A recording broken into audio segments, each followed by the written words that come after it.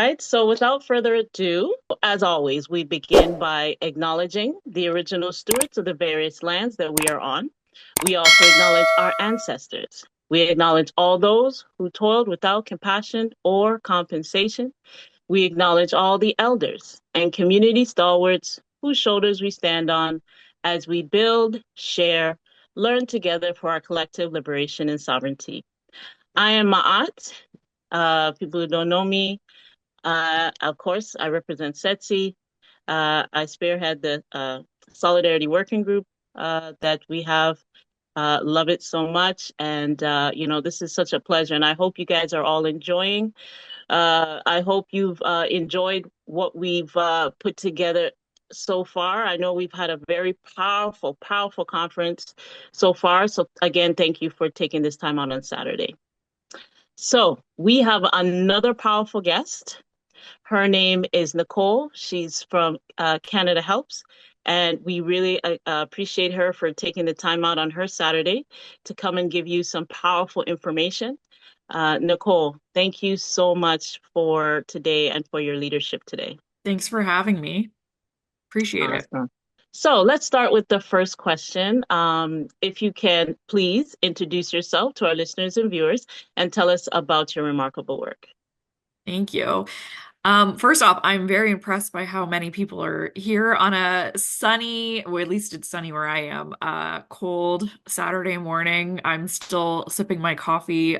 So hopefully all of you enjoy the next sort of 45 minutes with insights. But really pleased to be here. As was mentioned, my name is Nicole Dansel. I am the Senior Manager of Strategic Communications and Brand at Canada Helps. I've been with the Canada Helps team for the last almost 9+ years. And I'll sort of talk about Canada Helps a little bit more in the presentation that I have. But I volunteered with a number of organizations like Civic Action and other nonprofits, Food Banks Mississauga. But my day-to-day is with Canada Helps, and really happy to be here, like I said. Awesome, awesome.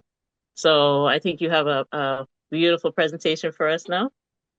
Yes, so I'm going to dive right in. I wanted to sort of set the stage in terms of talking about some of the giving trends that our team at Canada Helps has reported on for the last several years, or for last year specifically, and then wanted to sort of use that as a jumping off point for discussion, questions, and I know other questions that we have. So, um, today, I really wanted to focus the first 10, 15 minutes or so talking about the state of the sector and really talking specifically about disconnection and collective action and some of the trends that our team at Canada Helps is seeing when it comes to these sort of two themes. So, before I dive in, I did want to highlight the fact that almost all the data that I'm about to present to you this morning is from our giving report in 2024.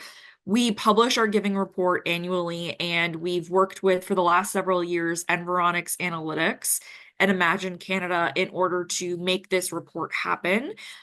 And we sort of focus a different theme every year, and you can download the report by, of course, using the QR code on the screen or going to canadahelps.org to download a copy of your on your own. But I wanted to dive right in, and I wanted to talk to you about a woman named Jessica here on the slide. She is about 31 years old, and she lives in Vancouver. And she works as a sales rep for a software company. She doesn't go into the office, and she has a best friend that she has is her roommate. She grew up in a small town in British Columbia and moved to Vancouver for her job before the pandemic. And then, of course, because of the pandemic, she was working from home 24/7, wasn't able to have sort of that face-to-face conversation and touch point and interaction with her colleagues, meeting new people, so on and so forth. So her social network sort of shrunk in this sort of sense. And of course, We're not going to judge Jessica for her socks and sandals in this picture. But I know that's a controversial fashion choice for some. But I wanted to talk about Jessica, and you're probably wondering why I am talking about this sort of fictional character that I've made up this morning. And the reason why is because Jessica highlights a greater trend that we've talked about at Canada Helps in our giving report about the fact that people are increasingly disconnected. So, as I mentioned, Jessica hasn't been able to really connect with her colleagues because she is working remotely 24/7. She moved away from her friends because of sort of the pandemic and other sort of factors in her life. She hasn't been able to sort of broaden her friendship social network in Vancouver, for example. And it really speaks to, as you'll see in the next few slides, a greater trend of fewer Canadians having really tight bonds with one another. And I'll sort of share how that relates to our work in the social impact space, because it certainly does. So I wanted to highlight some of this data here that is highlighted in our giving report. And this is actually coming from another study, the Connection, Engagement, and Wellbeing Study. It's a report from the 2022 Social Capital in Canada study talking about key connection indicators. And really, as you can kind of see on the slide here, there are there's a really stark trend when it comes to a decreasing sense of our connections around us, our connection to our community, and our connection to our neighbors. So in 2023, 37% of Canadians stated that they had 6 or more close friends. In 2022, that dropped to 22%. So quite a significant drop. When we talk about our, connection to our communities, for example, in 2013, 32% of Canadians said that they had a very strong sense of belonging to their community. And then in 2022, that dropped to 20%. And then finally, knowing our neighbors, and I have to even just raise my hand that I probably don't know my neighbors to the degree in which I should personally. But in 2013, 42% of Canadians said that they knew most or many of their neighbors, and that dropped to 32% in 2022. So again, why does this have anything to do with social impact work and fundraising and this space that we all operate in? And the reason why is because these pro-social behaviors, in terms of our connection to our community and our social networks, they are deeply related to the way in which Canadians show up and support causes, which you'll see in on this slide. And if there's any sort of slides to pay attention in any of the slides that I'm presenting today, I would say that this is probably the most important one that I'm sharing here. And across the board, with the exception of the last column, which I'll mention in just a second, there is a deep and related tie to our social connections around us and the way in which we show up for causes that we care about.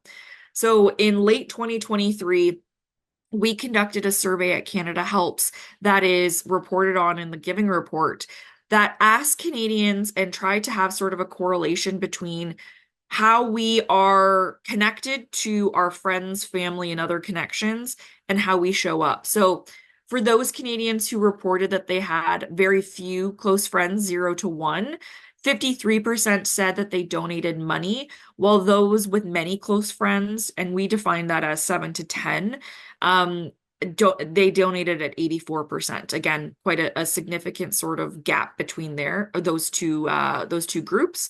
When it comes to donating goods, 56% of Canadians with few social connections donated, while 81% with many close friends donated. Participating in community events, 42% of few close friends donated, while 72% of individuals with many who've self-reported that they have many close friends have participated in community events.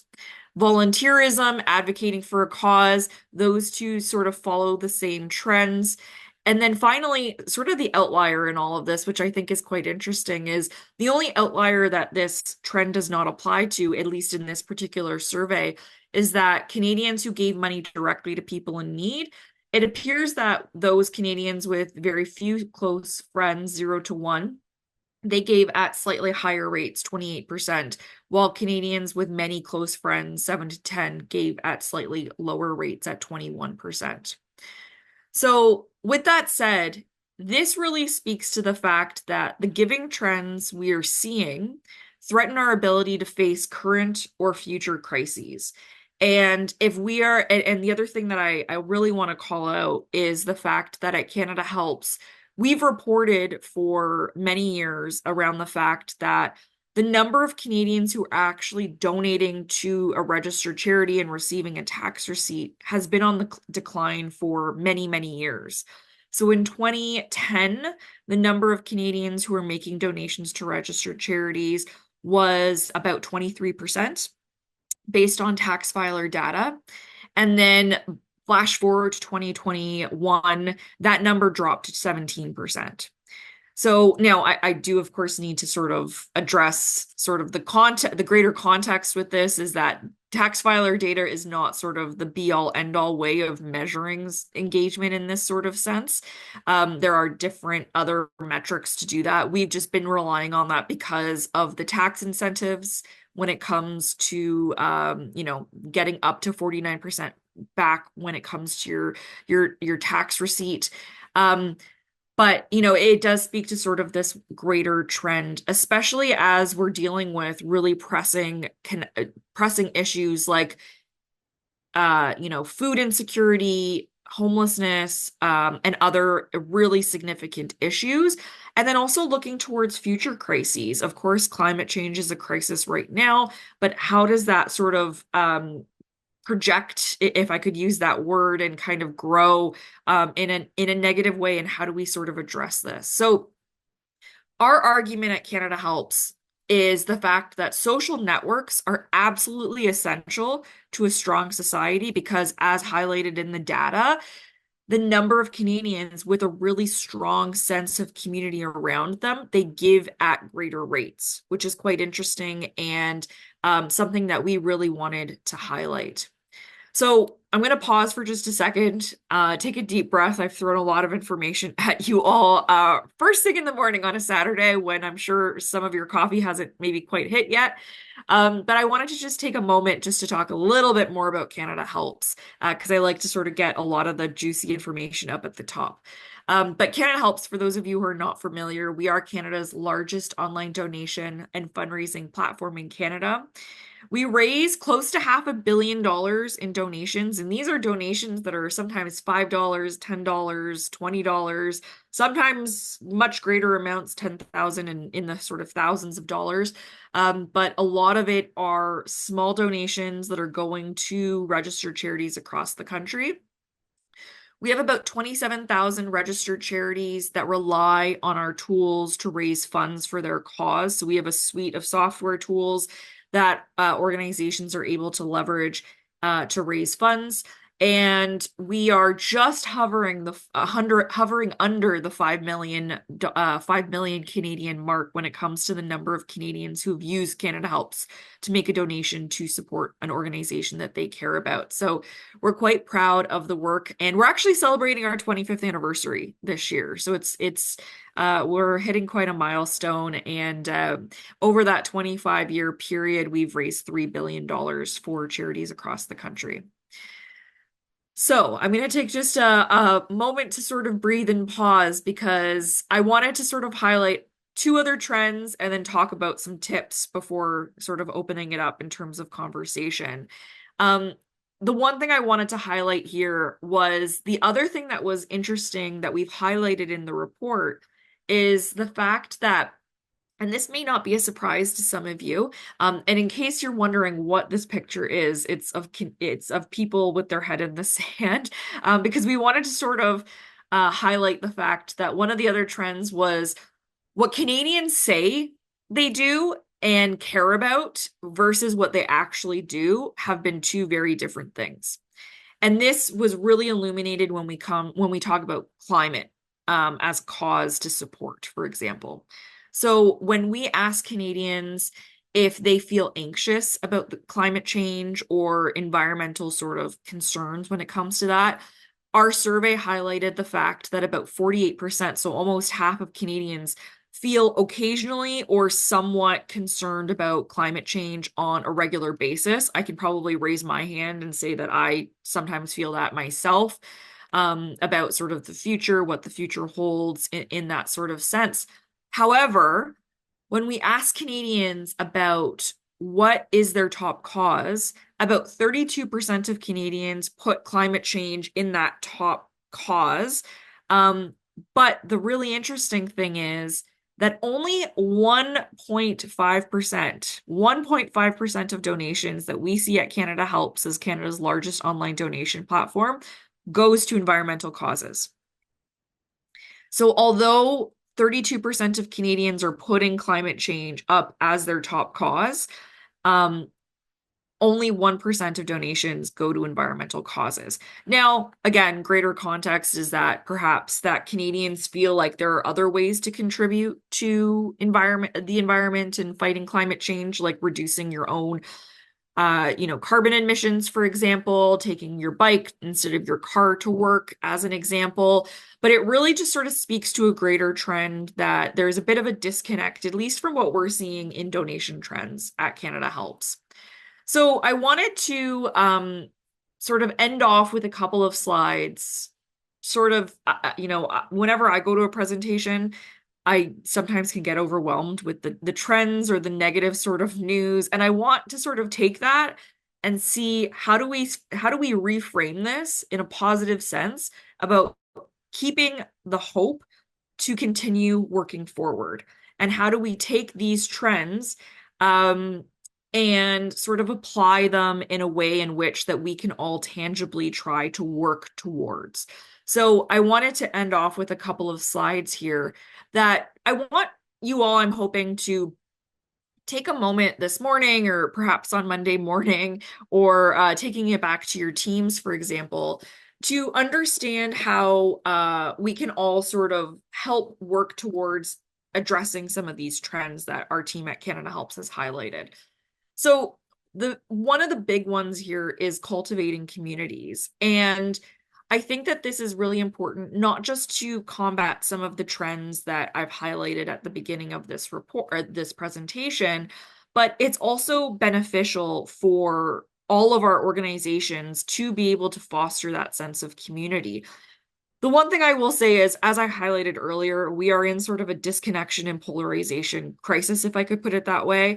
And I'm not saying that your individual organization is the be all end all that's going to single-handedly solve this crisis. Because as hopeful as I am in terms of how we can all tackle crises, I think we have to have that sort of realistic sense that if we all sort of, band together in a sense and work towards cultivating our own individual communities, it can have a greater impact if we're all sort of working towards that. So I would say, if you lead an organization, for example, when was the last time you actually brought people together, perhaps face to face, even though, it's wonderful sort of being able to connect online, for example, in this fashion and being able to sort of connect with you all again on a Saturday morning. But when was the last time you really brought people together in your community, met new people, heard conversations that you are sort of opening your mind to other possibilities or discussions and how that fits into some of the work that you do. But how does your organization build that community around your cause, for example? And I think that it's really important, especially right now. I acknowledge the fact that this is on February 1st. I actually can't believe that we're already in the second month of the year. January has gone by.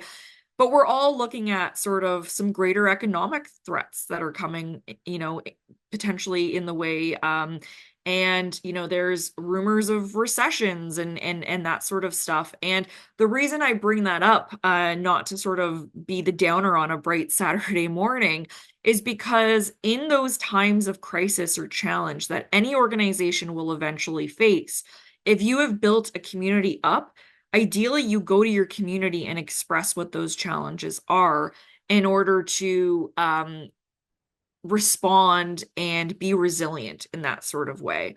And I see too often at least in the conversations that I've had, especially recently, from charities that are some no, charities or nonprofits that are somewhat hesitant to be transparent with their supporters in the sense of some of the challenges that they are facing, or that are hesitant to communicate frequently with their supporters because they don't want to inundate their supporters or their communities with communication that may not be relevant to them, or that may not be welcome by their supporters, for example. But I think it's really important to foster that community around your organization.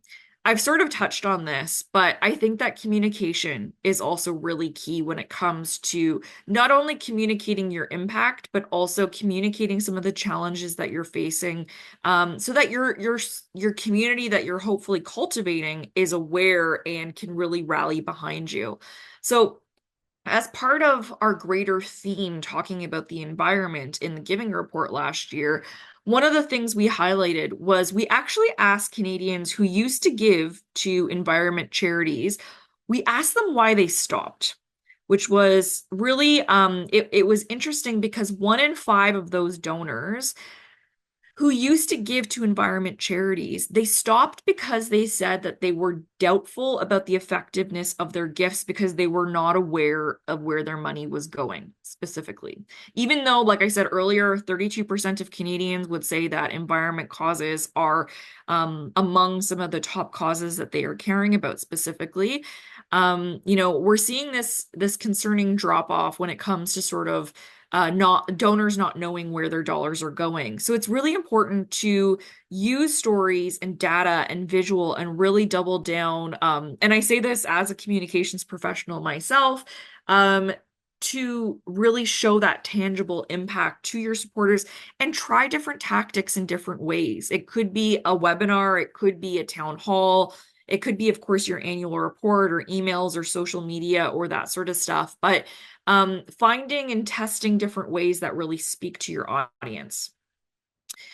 Of course, there's always non-monetary ways to support, and especially in this sort of uncertain year that we're all walking into right now, I think that it's really important to have sort of I'll put it this way, like low levels or somewhat low levels of entry into a cause so that no matter who you are or your life circumstances or sort of what you're personally facing, we all have the ability to sort of do something to support a cause that we all care deeply about. So whether it's volunteering, advocacy, sharing experience, I've seen a lot of mental health organizations, for example, really focus on some advisory groups or speaker groups where they are collecting people who have lived experience when it comes to dealing with their own mental health challenges and allowing those individuals to become really empowered when it comes to sharing those stories, for example, and kind of giving in that sort of a way, giving through storytelling and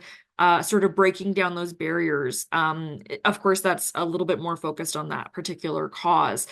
But I think that this also is another really good way to sort of break down those barriers and build that community around your cause. I think I have two more slides and I'll sort of end the presentation here. But the other thing I will say is, in addition to talking about communication, talking about your success stories. And I've probably dampened the mood perhaps when it comes to all the negative trends that I started this presentation off with. But there's also real success stories that we all know of and can tap into. And really talk about. And one organization, it's based out in the East Coast, the Nova Scotia SPCA. They actually have a page on their site where they just talk about happily ever afters, and they talk about, of course, this is very focused on their specific cause, but talking about different animals and how they were supported and helped, and sort of putting more of a narrative behind each of these, furry friends.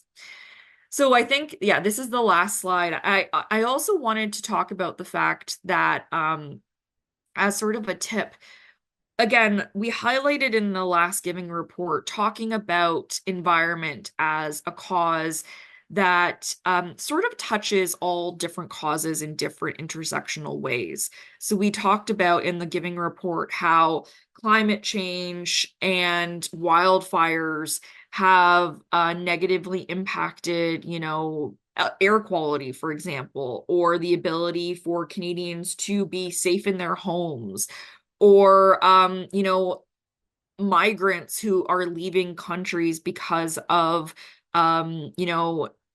climate change and sort of environmental changes that they are needing to sort of relocate. And we are in this moment, particularly when it comes to a crisis point, when it comes to the climate change. But for all of us, I'm sure on this call, you're probably all working in different causes that perhaps are not focused on climate change specifically, but an intersection of how climate change will eventually affect your work, whether it's food insecurity or, as I mentioned, immigration or other sort of causes. And one of the things that we highlighted in this report was the fact that we need to take a reactive approach when these crises take place, but we also need to bring our supporters along so that they can be proactive along the way. So one of the things, Michael Bernstein, he's the lead at Clean Prosperity Fund. And one of the things that we quoted him in the report was saying that when you are responding, for example, to an immediate acute crisis, is there a way to ask your supporters to chip in an extra 20%, for example, to support work that are talking about policies or sort of the underlying proactive causes that can eventually circumvent a crisis in the future, for example. So sort of looking at these crises in a different way. So I've thrown a lot of information at you all this morning. I'm happy that's sort of the end of my presentation, and I'm hoping that's insightful stats to sort of bring back to your organization in terms of trends and the wider sort of things that we are seeing at Canada Helps. But I'm happy to take any questions in chat further. Awesome. So what we'll do, just in spirit of time, we thank you so much. That was very impactful. I actually took a couple screenshots. So please make sure you put your information in the chat. We won't be able to get like direct questions from the audience, but I'm going to ask you questions. And if they have any reach out, they reach right out to you. That was Absolutely. very important. And I'll put my So, email in the chat as well. Sorry. awesome. That's okay. Thank you. So yes, so my question for you with that powerful presentation is, how do you envision the future of digital fundraising in Canada, and what trends are emerging? Um, I started as an intern actually in 2014. We were a team of about 20, and now we're a team of 100 at Canada Helps, and we're located across the country. And the reason I bring this up is because, of course, we've all gone through a pandemic over the last couple of years. And when I walked out of the office in March 2020, we were a staff of about 50, and we've doubled in that size to 100 at this point, and we've doubled the donations that we're seeing at Canada Helps. And it speaks to a greater trend of Canadians living digitally online. We're all connected right now, on Zoom, online, and we're only going to see more Canadians expecting to be able to interact with the causes that they support in an online capacity. So two trends I can really highlight in terms of digital fundraising that we're seeing grow quite a bit at Canada Helps is monthly donations and securities donations. So when it comes to monthly donations, so subscription-based sort of model, we're all sort of used to Netflix or Disney Plus, or I can't live without my Spotify account, if I'm being honest. We're all used to this sort of subscription-based model. And at Canada Helps, we're continuing to see monthly giving grow, which is really good news for the sector because that sustainable income is critical. And that's something that we've been trying to talk about with Canadians to highlight the fact that a monthly donation is not only good for them individually, but also for the organization that they're supporting, because that organization, of course, has that, sustainable funding that they can expect. Last year, we saw about a 6% increase in the number of the revenue of monthly donations from the year prior. So that's sort of good news in that sense. And then the other good news story, and of course it is a bit dependent on, of course, the investment market, is donations of securities. Securities has become sort of a secret weapon, if I could put it that way, for a lot of organizations where sometimes they get a securities gift not expecting it from Canada Helps. And last year we saw a 39% increase in the number of securities donations given on Canada Helps. Of course, it is a bit dependent on where like I said, the investment market is. So that is always sort of unpredictable in that sense. But even just being able to put it on your website or accepting those donations it's sort of opening the door for an individual who wants to give strategically in that way and have the means to as well. Very good, very good. Definitely with the subscription. I know I'm like, should I cancel Netflix or not there? I don't know. I would rather get a subscription for you guys for sure. So how can charitable organizations better engage and retain younger generations through communications and brand storytelling? Yes. So this is something that our team at Canada Helps continues to talk about more and more, actually. And sometimes we talk about young, and I'm not saying at Canada Helps specifically, just in general. I think sometimes societally we talk about young Canadians as if they're sort of this like unicorn sort of group that we don't really know what they're interested in and all that sort of stuff. And my sister and I my sister's in the Gen Z sort of demographic. She always kind of talks about how Gen Zs just wear their bucket hats, for example, and have made up all this slang that even as a millennial myself, I have no idea what they're talking about, and I'm trying to figure it out. But with that said, and putting that all aside, I really think that younger Canadians, when you talk to them, there's two things that really stand out that you can kind of take and apply it to your organization. Number one, they have so much access to information, even, back when I was a child or a teenager, more so than ever before, probably any of us, quite frankly, because they have information at their fingertips all the time, and they grew up in this sort of era. They're used to going on Reddit and learning about different topics, and they're highly sort of knowledgeable and interested. The other one, the second point I'll make is the other thing that I think is really interesting about this generation is the fact that they care deeply. They care deeply about causes. They care deeply about how the companies that they're supporting are either supporting or not supporting specific causes. And they want to be part of that change. And I think that that is a really positive and powerful thing that organizations hopefully can really take. And even though perhaps younger Canadians are not in the, economic position to give consistently to an organization, hopefully if you kind of capture their interest early on, you can foster sort of a really good, strong, supportive relationship with them in the future.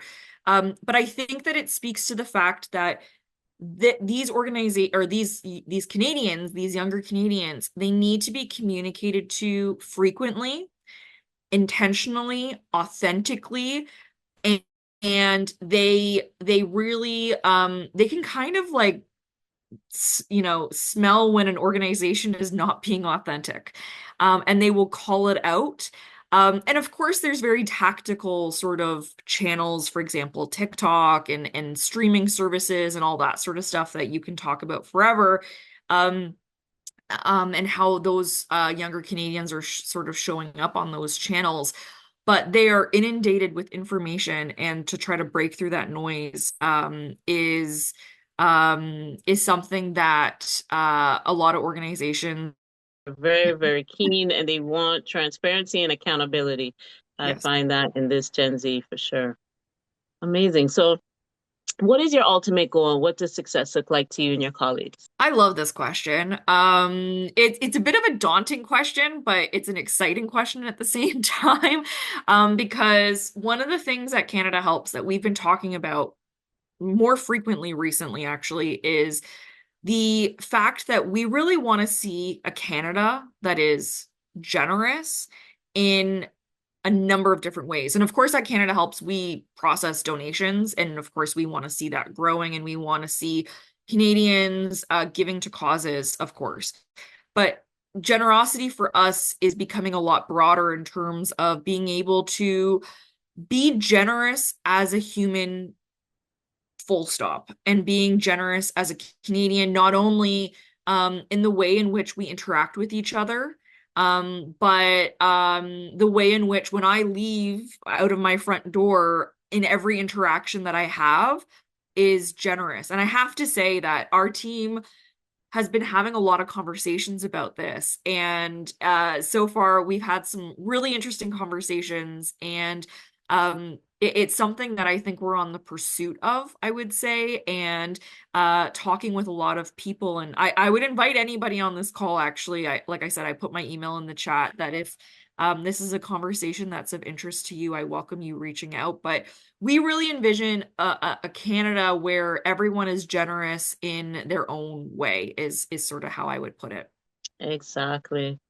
This has been so powerful. I hope everyone listening definitely took some screenshots and, make sure you take down her information. My last question for you, Nicole, is do you have any closing thoughts or calls to actions at this time?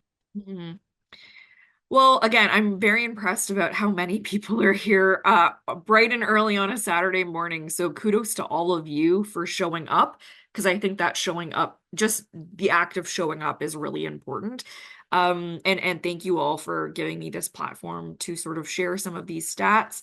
I will acknowledge that some of the stats that I'm talking about this morning are really hard to hear. They're really difficult. They are heavy, and it is part of a sort of heavy world that we're living in.